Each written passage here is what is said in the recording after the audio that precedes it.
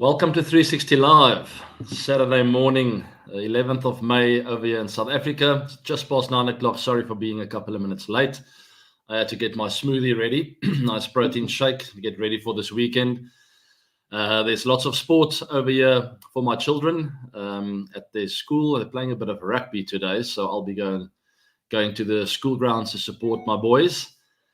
And then a very good friend of mine is visiting from Cape Town, and we will be having a braai, as we call it over here in SA, or a barbecue, as you guys will understand that a bit better, I think. But anyway, it's nice to have him over here.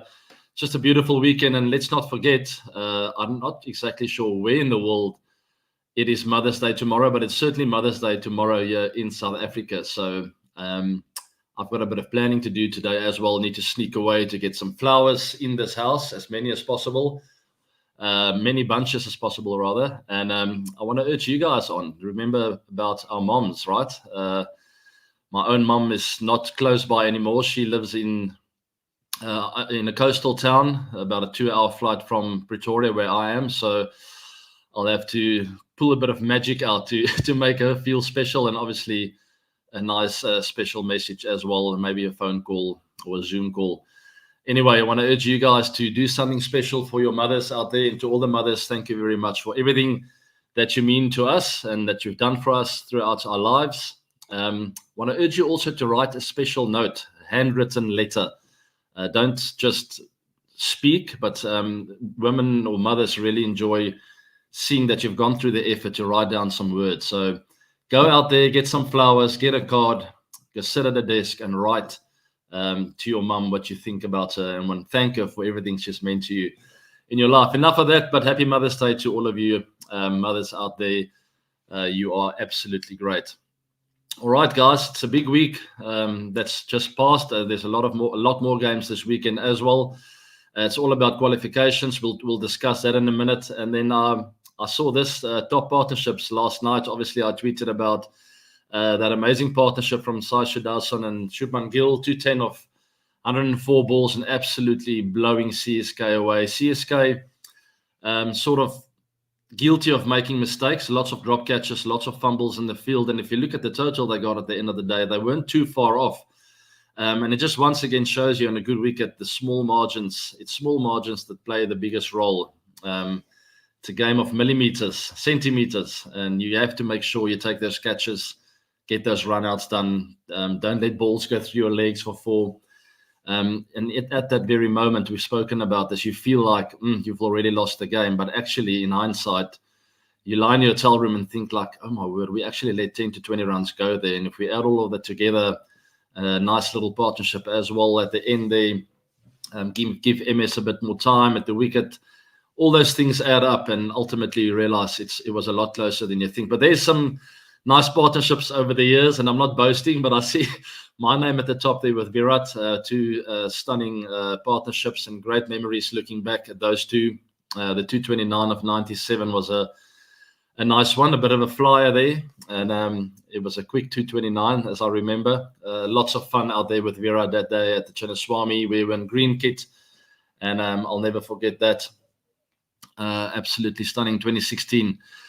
Partnerships, right? It's you can write a book about partnerships. What makes a partnership tick? How do guys get together and just get that chemistry going at the wicket? And obviously, it helps when you have a good friend at the other side of the wicket. There's a bit more emotion involved. There's a bit more energy from your side to make it work. You know, when you care about the partnership, and that's what it comes down to. With cricket, it's about care. It's about valuing that partnership, valuing your wicket, and playing your role in making that partnership tick. The nice thing about a partnership, when you click, there are bowlers that, let's speak about myself and Virat, bowlers that I really prefer on a day, and the other bowlers that I don't really enjoy facing on the day. There will always be one or two that I feel like they're bowling really well. Virat might, at the other ends, tell me those are the two that I'm actually enjoying at the moment. And then that's when the partnership really clicks, when those 5 or 6 bowlers have absolutely nowhere to hide. So the ones I feel uncomfortable with, I put my ego in my pocket and I take the one and I tell Virat, you like this guy, it's your turn, and vice versa as well. So we saw a lot of that last night with Sudarshan and Gill really pulling the trigger at smart times. They let Daryl Mitchell bowl those first 2 overs, and when he came back for the third one, they said, "You're not gonna get away with another good over here." And you could immediately see them making that decision. They had a discussion and probably told each other in the middle, if we see the sight of him again, he's got to go. We can't let him get away with that. He's medium pace, and the ball's flying off the bat. Let's put a bit of pressure on him. Who enjoys him more? And that's probably the discussions out there. And 1 or 2 boundaries, get off strike. If both of them like him, where you have the field changed, the captain's got a lot to think about, and then all of a sudden there's a lefty again. He clears the boundary that side, and you rotate again. So it's just great to see partnerships like that, and made me think about some of the partnerships I've been involved with in my career, and fond memories. And you see the Cock and Rahul as well there. Gilchrist and Marsh, that's a very steady partnership right there. If I remember correctly, it was in Dharamshala. I remember being there, and they were just flying that night. 206 of 98, and for 2011, that's good going. I think that's before that sort of change of before we saw the change of cricket. Guys are really exploding up front in the order and really putting the bowlers under pressure in the first 6. So that was almost, it really stands out as a partnership. These days, when you get that kind of partnership, it's sort of normal. In 2011, it was like, what just happened? So I clearly remember that. And Gilchrist, obviously one of my favorite players, someone I also modeled my game on, loved watching him play when I was a youngster. So it's great to see his name there.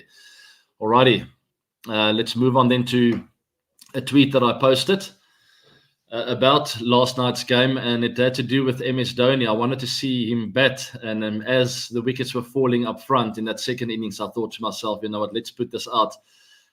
Maybe we see him bat for 10 overs tonight, and it didn't happen. Unfortunately, he only faced 10 balls, got 26 once again, not out. Imagine him facing 30 balls. I mean, that's game-winning stuff. Unfortunately, it didn't work out like that. And I said, I obviously touched on the opening partnership. It was unbelievable to watch. But we haven't seen MS bat for 10 overs plus for a very long time. And hopefully it will still come in this tournament. And then the next topic, and the topic for today's show, is going to be qualifications. In other news, I said there looks like it could be more good news for RCB. And it was more good news. The right teams keep losing for them.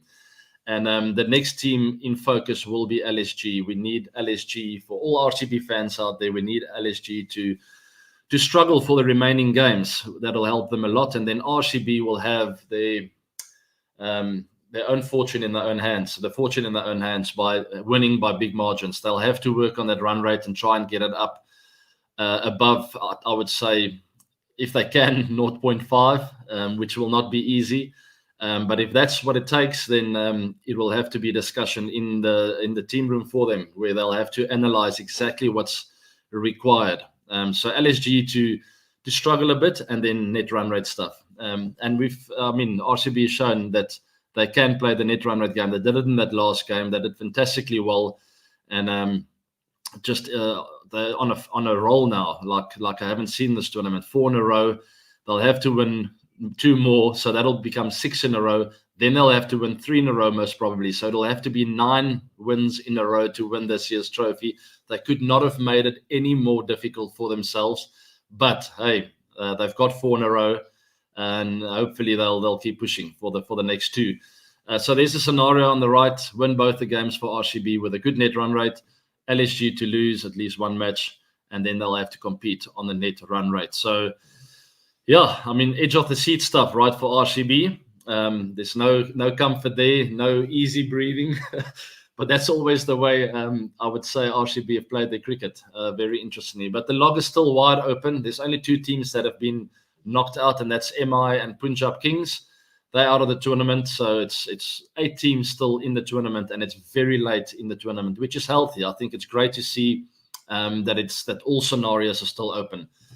So please post your questions, guys. Start with that, because I'm going to take some questions in the live show today, as many as I can. I'll be around for another 15 to 18 minutes, and then I'll have to run. Let's take one out of the blocks here. Kohli complimented the comeback of RCB as a team. How vital is his consistent batting at the top?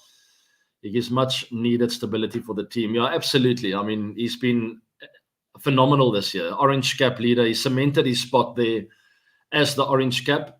Hopefully they do qualify, because if they don't qualify, there's a good chance that one of the batters will catch up by playing extra games. But he's been the best batter in this tournament, the most consistent, I would say. Maybe some other batters have put up their hand and would say we've been more impactful. Fair enough, with strike rates and batting and death overs, but the most consistent top order batter, piling in the runs for RCB, taking off a lot of pressure off the team, taking a lot of pressure off the bowlers, especially in these last few games, has been Virat Kohli. And he's the cement in that side. He's the glue. He keeps everyone together. You saw the passion once again in that last game against the Punjab Kings, especially in the field. And that's always where I rate cricket players. When I watch them play, not as batters or as bowlers, but in the field, how much do they really care about the team? And you saw that emotion from Virat, getting that run out, hugging everyone, always had a smile on his face, also very determined and focused look on his face at all times. So he means business, and it's absolutely fantastic to see. And it would be a shame if RCB didn't qualify this year, because I think Virat has got a lot of magic still left in that tank for the knockout stages. So hopefully we do see them there. Thanks for that, Sarvesh. So the locks table, as I mentioned, the points table, wide open, all to play for. There's a big game today with KKR also standing a really good chance to clinch that top spot. I think they will be playing for that. Also RR, those two will really like to cement that top spot, and hopefully for KKR and RR they get that done. But they're playing Mumbai Indians today, so bottom of the loggers. It should be easy, but I'm telling you right now, it's not going to be easy. At the Eden Gardens, Mumbai Indians have a very, very dangerous team. Yes, they've been disappointing, but they certainly will have a point to prove. So I don't think it'll just be a rollover for KKR. And then tomorrow, CSK are in following after that RCB and DC. So lots to play for. You see that game, RCB, DC, great opportunity for RCB to put DC under pressure, to keep them there on 12 points. It's obviously a must win, and just all to play for. So let's take some more questions, guys. Thanks for taking part in the 360 Live. I hope you all are having a fantastic weekend. How confident are you for RCB to make the playoffs? I would say I'm quietly confident. I wouldn't go and shout to the world that they will qualify, but having won quite a few games, I know how important momentum is in T20 cricket. Confidence is crucially important, and they have that in the bag right now. So I would say the destiny is in their own hands. It's all to play for them. They know what's required. And unfortunately, on the side, they will have to have a look at the net run rate. And I'm pretty sure Andy Flower and the tactical team will be on top of that. So there'll be constant communication during those games, which is not ideal when all you need to focus on is win. So I think good leadership is required from Faf and Virat. Some of the senior players, Cam Green, Maxi, a few guys that are still around there, Will Jacks, will have to really keep reminding the team, let's not focus on too many things. Let's not look too far ahead. The main focus is to try and win this game. Let's get the first punch in, get that team under pressure. Halfway through the game, 3/4 through the game, we can, at that one of those timeouts, we can have a quick discussion and say, listen, we have an opportunity to maybe get a little bit more momentum with that net run rate. Let's go for it. We'll take a bit of a risk here, or we'll send this batter in here to go for it.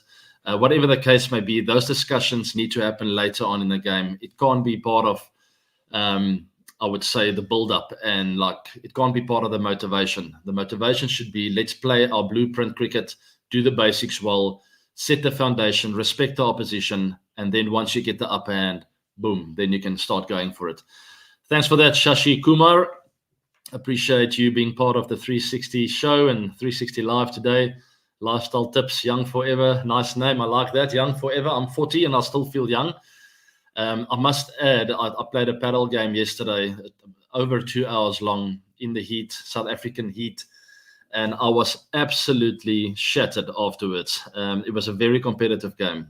So it helps when you play against someone that's almost a bit better than you, and it really pushes your limits. And I felt that was the case yesterday. I ran like a maniac on that court, and I can feel it in the muscles today. Fatigue. I woke up a bit tired this morning, but I'm ready to go because I'm chatting to my favorite people.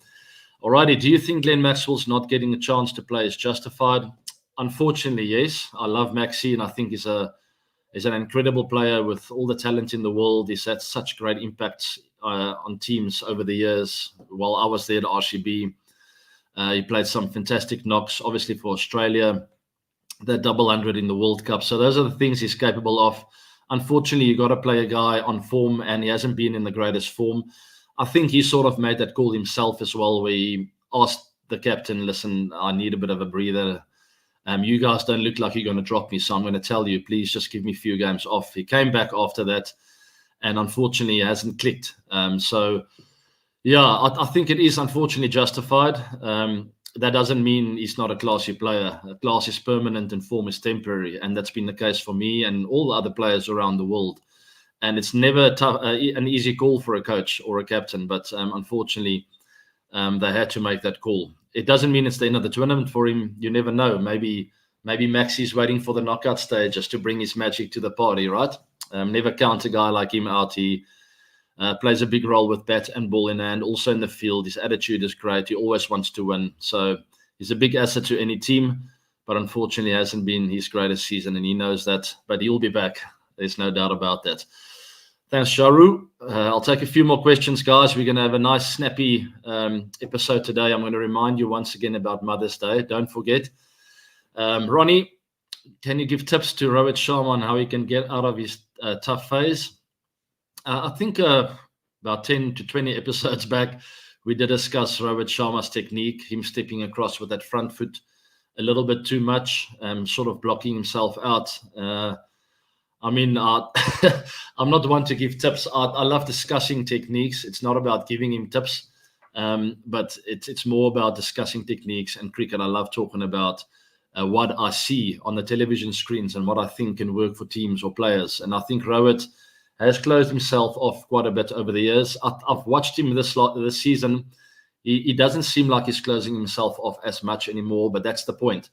It was such a bad habit that it takes time to recover and to sort of find your rhythm again with opening up a touch more. So I'm talking about that front foot. Roberts had this habit of when the ball got bowled, he would plant his front foot across outside off stump and sort of close it off and really make his pad a target for the bowlers. You know, the minute he missed it, it was LBW to such an extent that he was so worried about that he started nicking off. When you sort of try and counter one thing, the other thing opens up. So he was between a rock and a hard place a while back. He seems like he sorted that out, but unfortunately, with technical changes, it takes time. It's not something that just goes like this. Same with any other sport or any other facet in life. Change takes time. You can't be impatient with that. So I think maybe the World Cup will bode well for him if he keeps doing the small things right. And we know the class of the man. It's one knock away and you'll get on a run like never before again, like we've seen before with him. He's absolute class. All right, let's move on to the next one then. Happy Mother's Day. There we go. Thank you very much for taking part in that. I'm urging all of you out there, go and write something. Go old school, people. That's when it really hits home for the mothers, for all the women out there who have carried us crazy men for so many years. I don't know what it must have been like to bring me up as a youngster, but my mum did it. I was very busy, and I can see to my children now what they must have gone through. It's not easy. So thanks to all the mothers. Go write something, people. Write something substantial on there that will mean something to them, that they can put in their closets and open up in a year's time and read what you had written down. All right, so I think that's crucial. Go and do the effort. Hello from California. I like to hear that. Someone from the States. Happy Mother's Day, AB. Well, I'm not a mother, but I will let my wife know and my mother know. Thank you very much for that. You go and do the same thing. Awesome comments. I'll take one or two more cricketing questions maybe, and I really appreciate all you super fans out there for taking part in the live. We've got a very nice show lined up in this week, guys, so look out for that. It's getting heated, the IPL. It's back end of the tournament, and maybe I have a surprise or two up my sleeve for you guys. Any favorite memories playing with our captain Faf? Oh, many. I mean, I've known him since I was like 9 years old. Very competitive man. I remember we weren't friends to start off with. When we were 9, 10, we were playing against each other. So I always knew about this guy. We would greet each other, but we would never really talk a lot because we were opponents, right? And that's always that uncomfortable feeling. And then we ended up in the same team towards the back end of my primary school years. We played together for Northern Gauteng, I think was the team, under 11s and under 13s. And that's when we sort of started clicking. So yeah, great memories back then. And then we went to the same high school. Had lots of partnerships there, lots of partnerships after school for the Titans, for the University of Pretoria, also for the Proteas. So a very long journey together. It's great to see him playing well. He had a shaky start to the tournament, a little bit inconsistent, and now he's really finding his form, getting that amazing knock in not the last game, the one before, where he had his biggest strike rate of all time ever at the IPL. That was great to see him playing with a bit of energy and impetus and really taking it to the bowlers. Keep this team together, guys. To have, what was it? I think it was 1 out of 8. I mean, that's a crazy start, right? And to keep the team together there and to somehow get them on a winning roll is one incredible effort. So lots of credit to him, Andy Flower, to Virat, all the senior players. I think they've done so well to keep everyone engaged because it could not have been easy. So as I said before, if RCB can find a way to qualify, they will be the most dangerous team in those knockouts because then they have all the steam, all the momentum. Now some of the top of the loggers have started losing. They're losing a bit of form. The tournament's getting long where RCB feels like the tournament has just started for us. So it will be a shame if they don't qualify. Hopefully we do see them there. Alrighty, moving on to the next one. I'm going to take 1 or 2 more. Let's make it 2 more. And then I've got to run to the Rappy field. I mean, I'm a bit worried. My boy's only 8 years old and he's going to play physical tackle rugby today. I remember as a youngster how sore it was when someone runs into you. It's quite a physical game. So we'll see what happens there. I'm a little bit nervous, but I told him today, fortune favors the brave, all right? It's when you're scared that you actually get hurt. But the guys going straight at their fear, so running into the gaps, not being scared of physical contact, those are the guys that don't actually get hurt. Same with slip catching or in the fielding. When you have a really aggressive approach to catching the ball, I'm not saying hard hands, soft hands, but like really grab it, that's when you don't get hurt. It's when you sort of try and flinch a bit, that's when it hits your fingers and it really stings. So same kind of, I would say, mindset with regards to all kinds of sport and life. Face your fears. Sometimes you'll get knocked down, but you just go again. So that was my advice for him this morning when I dropped him off. He's busy warming up. And I just told him, you get the ball, there will be 2 or 3 players in front of you. They're not standing right next to each other. There are always gaps between them. You go into that gap as fast as you can. They're going to hit you with their arms, no problem. But it's when you run sideways and we sort of retrack a bit or you move backwards, sideways, that's when they really tackle you and you fall awkwardly. So go at it, try and find your partners. Your friends will be around you. And if you get stuck or they tackle, you can just offload to him. Anyway, long story short, face your fears. Go straight in. Thanks for all the super fans here. I really appreciate the value you guys add. It's stunning. All right, let's pull up that question again and get to the last couple here of the 360 Live for today. Hello, AB. Is there any knock early on your test career that made you believe you belong at this level and allowed you to take off eventually? Interestingly, my brother sent me a clip yesterday of Brett Lee hitting me on the visor, and the clip had all the replays in it, and it also had the commentary of, I think it was Mark Nicholas, and just talking about. And the reason why I bring that up is there was a phase in my career. It was 2006, of my first tour to Australia. I was extremely scared, but I remember that knock feeling really good, like courageous, feeling brave.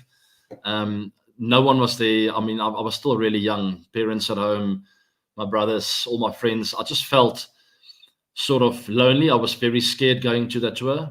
And the minute I played that knock, I think I got 60. Shane Warne got me out with a slider. I don't know. I missed it to this day. It was just intimidation at its best level. Anyway, but I remember feeling in that innings, I can actually manage this, it's okay. I can handle this. Because I went through a bit of a dip early 2006. It wasn't easy playing against Pakistan and India here at home. Ball was nipping all over the place. I think you must have seen some test series recently. The ball moves around in South Africa. So I was an opening batsman then.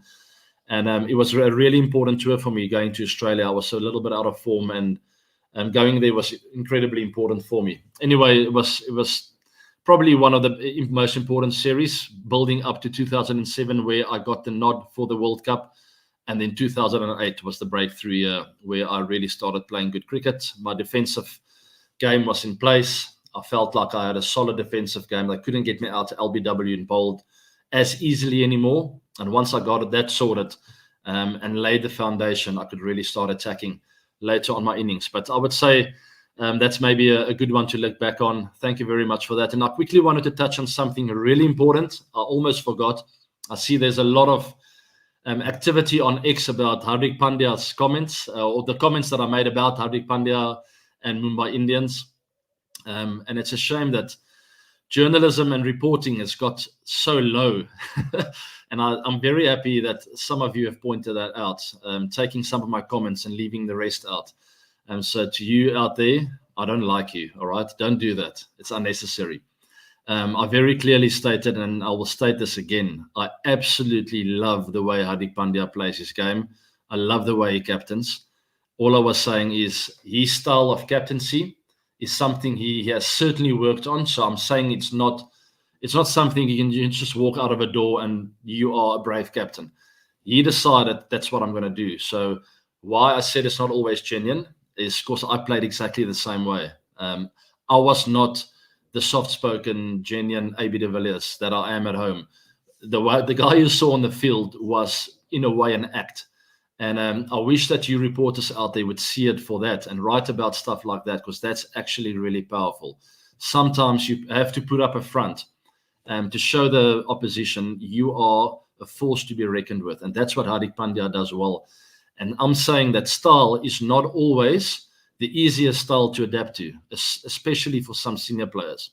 So that's my 5 cents. That's what I spoke about. I love Hardik Pandya. So to your reporters out there, I'm really sorry to burst your bubble, but you didn't do a good job. Anyway, it's great to see the engagement nonetheless. And I do think that was one of the issues for Mumbai Indians this year. And it's something they can work on. It's not the end of the road. I do think still that Hardik Pandya has got a big role to play there. Hopefully he will be captain again next year. And maybe they've had a chance this season to get used to him, Things take time. We spoke about Rohit's technique before. Change is not something that always just falls into place. It takes time and work and effort. And I think they have put that in this season. And now they just need to find that rhythm and move on to the next season, and hopefully a bit more fortune. They need a bit of fortune. All right, I'll take one more, guys. Once again, thank you very much for joining me live on the 360 show. It's great to have you all here. And subscribe to the channel, hit that bell notification.